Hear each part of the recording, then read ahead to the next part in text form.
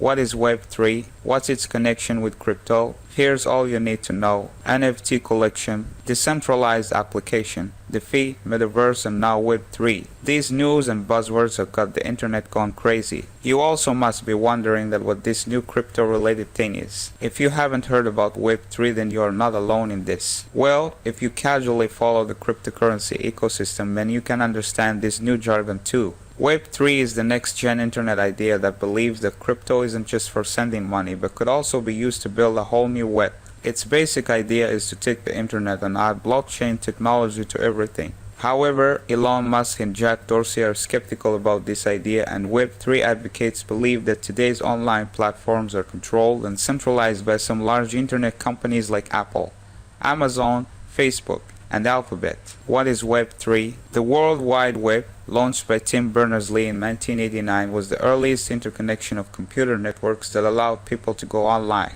Tim Berners-Lee would have never ever thought that it could Web 1 in 2021. On the other hand, Web 2 refers to the version of the internet most of us know today. Web 2 saw the evolution from social media to search engines to Wikipedia. And now, Gavin Wood, the man behind Ethereum, has been credited for the formation of the Web 3 ecosystem. Web 3 can be referred to decentralized apps that run on the blockchain, as these apps allow anyone to participate without monetizing their personal data. Web 3 is largely built on three important layers of technological innovation: edge computing, decentralized data networks, and artificial intelligence. How does it work? Ethereum, a decentralized, open-source blockchain, has explained Web3 as decentralized apps that run on the blockchain. These are apps that allow anyone to participate without monetizing their personal data. Anyone who is on the network has permission to use the service, and no one can block anyone or deny you access to the service. You can easily do payments through native tokens, ETH, or other cryptocurrencies using blockchains. What's its connection with crypto? King of cryptocurrency, Bitcoin,